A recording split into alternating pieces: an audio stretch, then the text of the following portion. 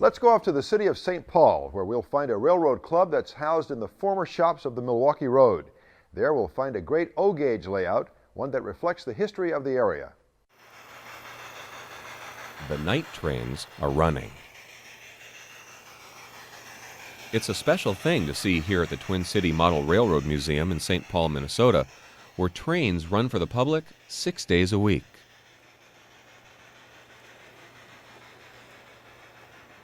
We're normally open during the day, and these trains are really detailed inside, and they're also lit. And during the day you can't appreciate that, but we were doing some things, and it just ended up that the lights were down, and we realized this turns into a whole different situation, you know.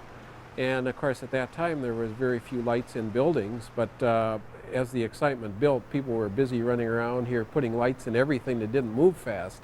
The night trains only run a few months of the year, but the museum is open year-round. These O-scale trains run along 8 miles of track. 2 lines are for passenger lines, 2 for freight. Each line is 2 scale miles long. The museum is what used to be the St. Paul Craftsman Hobby Club. The club officially formed as a craftsman club in an abandoned storefront in 1934 on Grand Avenue. And they modeled anything. They even little gas race cars and what have you.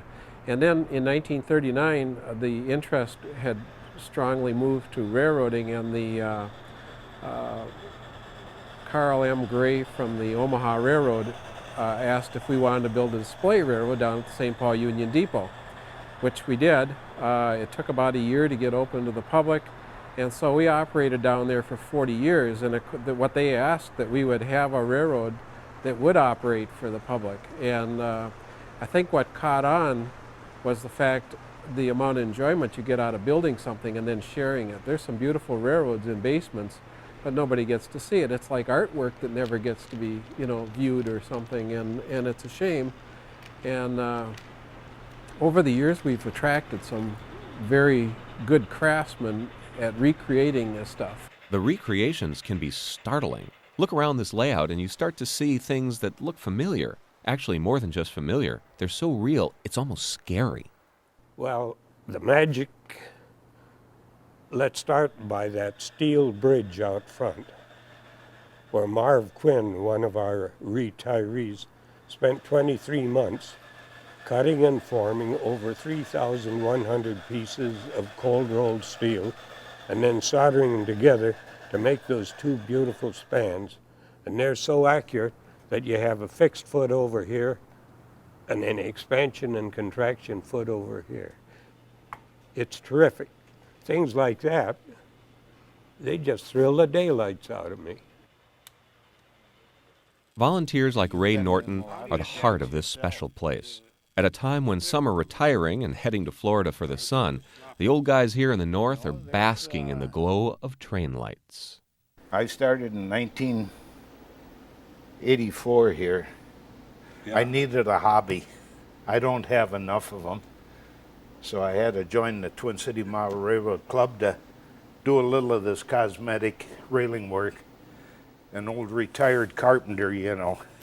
Well, he calls it a carpenter, but I tell you, if you look closely, he's more like a cabinet maker, because the work he does, it's just beautiful. The one thing I am proud of is Jim Hill's Stone Arch Bridge. Yes, indeed. And the studying I had to do to build that was just fantastic. He's got over 2,500 pieces of wood in that thing. The layout depicts the Minneapolis milling district as it looked from 1935 to 1955, a transition era, a time when steam and diesel engines worked side by side. Here you'll find an ever-changing display of impressive trains, including one Hiawatha that holds a solid place in Ray Norton's heart. You see this space back here?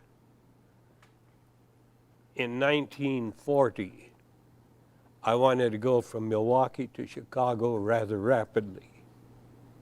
My cousin and I, we'd been down to the NMRA, the National Model Railroad Association convention, and we wanted to go down and see his dad at Chicago. So we were hoboing, and as they pulled out of the station, They went across a grade crossing. We ducked under the gate and got on. And I clocked miles as rapidly as 34 seconds. That meant that he was running 106 miles an hour. You see, the driving wheels on that engine were 7 feet in diameter, and they didn't have to turn over too often to cover a mile. So then, in order to miss any reception committee they may have had, when they got down to about 20 miles an hour, Jack and I dropped off. Oh, but it was beautiful, and it's something I haven't forgotten.